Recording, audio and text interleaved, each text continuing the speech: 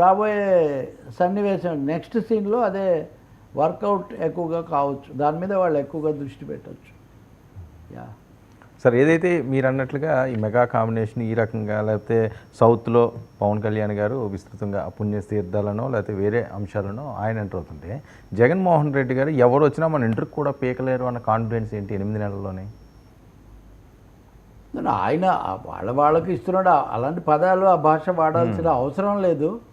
కానీ అరెస్టులు చేశారు, విజయసాయి రెడ్డి కూడా వెళ్ళిపోయాడు, లేకపోతే ఇవన్నీ వస్తున్నప్పుడు వాళ్ళ యొక్క ఏమనాలి ఊపును నిలబెట్టడం కోసం, ఉత్సాహంగా పరచడం కోసం ఆయన ఇవన్నీ మాట్లాడుతున్నాడు అనుకోవాలి. కానీ ఖచ్చితంగా కీలకమైన నాయకులు వెళ్ళిపోయిన వాళ్ళ మీద కూడా విమర్శలు చేశారు కదా.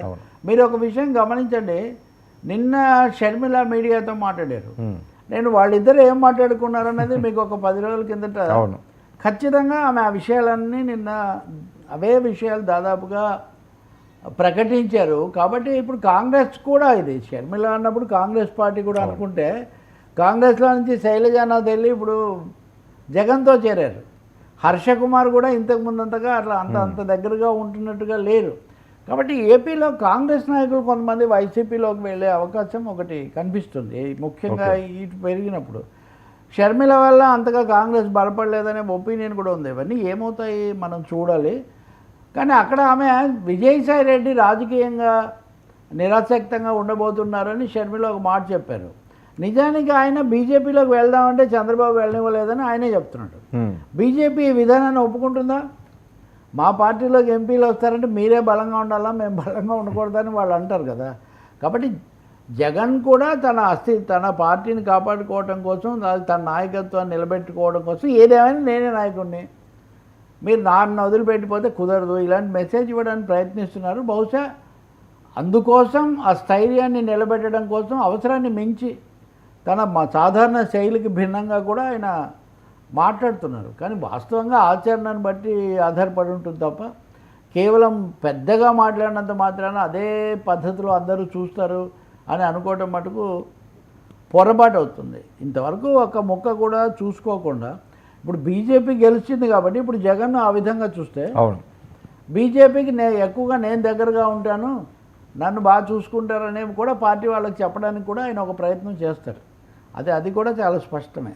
ఇప్పుడు చంద్రబాబు నాయుడు కూడా ఒక సమస్యనే, బీజేపీ జగన్ను వదిలిపెట్టకుండా తనతో కూడా ఉంటానంటే జోడు గుర్రాల స్వారీ ఆయన అనుమతించలేడు. అవును. కాబట్టి ఖచ్చితంగా జగన్ ఈ లెక్కలన్నిటితో ఉన్నట్టు కనిపిస్తుంది మనకు.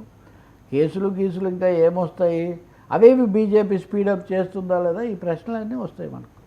సార్ మీరు చూస్తే ఆఖరికి నిన్న రామ్ గోపాల్ వర్మను కూడా పోలీసులు పిలిచి అడిగారు. ఇప్పుడు గట్టిగా ఉండడం అనే మాటకు వస్తే అందరికంటే గట్టిగా మాట్లాడి ఎక్కువ కేసులు వేసింది రామ్ గోపాల్ వర్మే కదా. అవును. చివరికి ఆయన పోలీస్ స్టేషన్కి వెళ్ళి 6 గంటలు కూర్చొని అవన్నీ మాట్లాడి వచ్చాడు కదా. రెండవది, నేను రాజకీయంగా మాట్లాడలేదు, నా సినిమా కోసమే ఇవన్నీ చేశానని సమర్థించుకోవడానికి ఆయన చెప్తూ ఉన్నారు కదా. ఆ తర్వాత జిమ్మిక్స్ ఏమన్నా చేయొచ్చు, కానీ ఈసారి అయితే ఈ రౌండ్లో రామ్ గోపాల్ వర్మ తగ్గాడు, ఇంకా అందులో సందేహం ఏమి లేదు. కాబట్టి విజయసాయి రెడ్డి నుంచి రామ్ గోపాల్ వర్మ వరకు ఈ కేసులకో ఇంకో దానికో దెబ్బతిని వదిలిపెట్టి వెళ్ళిపోతున్నప్పుడు ఏ విధంగా నిలబెడతాడు, ఏ అంశాల మీద కేంద్రీకరిస్తాడు జగన్, అది పెద్ద ప్రశ్న. అది లేదు. ఇప్పుడు తాజాగా షర్మిల చెప్పిన ప్రకారం విజయసాయి రెడ్డి కూడా వెళ్ళి బాహటంగా చెప్పేశాడు ఆయన. అవును, అంతే కదా. ఆయన అబద్ధాలు ఆయన అబద్ధాలు చెప్పమంటేనే నేను చెప్పాను, ఈ పద్ధతిలో ఆయన చెప్తున్నాడు. మీరు మాట తప్పను మడమ తిప్పనని మీరు చెప్తున్నప్పటికీ, మీరు చెప్పినందుకే నేను అబద్ధాలు చెప్పాను అని మీ కుడిభుజంగా ఉన్న ఒక వ్యక్తి వెళ్ళి అక్కడ చెప్తున్నప్పుడు ఇవన్నీ మీరు ఎలా ఎదుర్కొంటారు? అంటే విలువలు విశ్వసనీయత గురించి నిన్న జగన్మోహన్ రెడ్డి గారు మాట్లాడడంపై పెద్ద ఎత్తున ట్రోల్ చేస్తున్నారు. మీకు ఎక్కడ విలువలు ఉన్నాయి, విశ్వసనీయతలు ఎక్కడ ఉన్నాయి, చెల్లిని దూరం చేసుకున్నారు, బాబాయ్ హత్య గురించి ఇప్పటికీ తేల్చలేదు, తల్లిని కూడా పోగొట్టుకున్నారు, విలువల గురించి మీరు చెప్తారా అని. అంటే పెద్ద ఎత్తున వైరల్ అంటే ఓకే, వైరల్ అవ్వవు చేస్తారు. ఎవరైనా కానీ వాళ్ళ రాజకీయ అవసరాల ప్రకారం వైరల్ చేస్తారు. కానీ మరీ నీతి పాఠాలు చెప్పడానికి మటుకు ప్రజలు అంతగా తీసుకోవట్లేదు. ఆ విషయాన్ని గుర్తించాలి. అది ముఖ్యమంత్రిగా ఉన్నప్పుడు ముఖ్యమంత్రి ఎందుకు అయ్యారు, నవరత్నాలు, ప్రజలకు సంక్షేమ పథకాలు అది ఇది అంటే ఆయన చేశారు. కానీ సూక్తులు, నీతి సూత్ర సూక్తులు, సుశబ్దములు శోభిలను బల్కుమని సూక్తులను సుశబ్దాలను బట్టి చేయలే. ఇప్పుడు ఢిల్లీలో మోదీని గెలిపించారు అంటే మేము వాళ్ళు 2100 ఇస్తే మేము 2500 ఇస్తాము లేవిడీలు అన్నారే, లేవిడీలు ప్రకటించి ఇవన్నీ చేస్తే అన్నారు. కాబట్టి జగన్ కూడా ఇవన్నీ గుర్తించకుండా నేనే నీతి, నేనే ధర్మం, నేనే విశ్వసనీయత అంటే తప్పకుండా ప్రత్యర్థులు, విమర్శకులు వాటి మీద చెప్తారు. ఇవన్నీ ఎందుకు జరిగాయి, అదే నిజమైతే మరి. అవును. కాబట్టి అదే భాషతో కేవలం ఆత్మస్థుతితో ఆత్మ విమర్శ లేకుండా నిలబడతాను అనుకుంటే అది కూడా పొరపాటు. మూడోది విధానపరంగా ఏంటి, ఇప్పుడు కాంగ్రెస్ పార్టీ ఎందుకు పొత్తు పెట్టుకోలేదు, ఆప్ ఎందుకు పెట్టుకోలేదు, లేకపోతే కేటీఆర్ ట్వీట్ ఏంటి, వీళ్ళందరికీ డైరెక్షన్ ఏంటి, దిశానిర్దేశం లేకుండా పోతుంది వీటికి. అది అక్కడ వస్తుంది ఈ ప్రశ్న అంతా కూడా.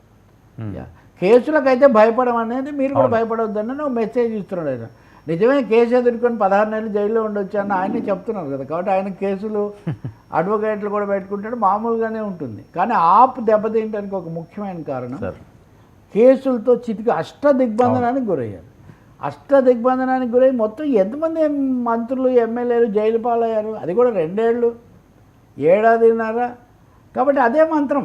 అవును. ఇప్పుడు మీరు చూడండి, ఆంధ్రాకు ఢిల్లీకి పోలిక, వీళ్ళు వస్తున్న సెక్రటేరియట్ను సీజ్ చేశారు, సచివాలయాన్ని. కేజ్రీవాల్ ముఖ్యమంత్రిగా ఉన్నప్పుడే లెఫ్టినెంట్ గవర్నర్ ముప్పు తిప్పలు పెట్టాడు. ఇప్పుడు ఓడిపోగానే సచివాలయాన్ని సీజ్ చేసి ఫైల్స్ అన్నీ ఎక్కడక్కడ, ఇదే పని ట్రంప్ అమెరికాలో చేస్తున్నాడు. బైడెన్కు, మాజీ అధ్యక్షుడు బైడెన్ రహస్య సమాచారం తెప్పించుకుని ఆయనకున్న అధికారాలన్నీ ఇతను కట్ చేశాడు. అంటే కొత్తగా అధికారంలోకి వచ్చిన వాళ్ళు అంతకుముందు ఉన్న వాళ్ళను ముప్పు తిప్పలు పెట్టి మళ్ళీ లేవకుండా చేయడం అనేది ఒక పెద్ద ఎత్తుగడగా కాబోతున్నట్టు కనిపిస్తుంది. అది ఢిల్లీలో కూడా మనం చూస్తాం, అది ఆంధ్రాలో ఇంకా ఉధృతం కూడా అయినా ఏం ఆశ్చర్యం పోనవసరం లేదు మనం.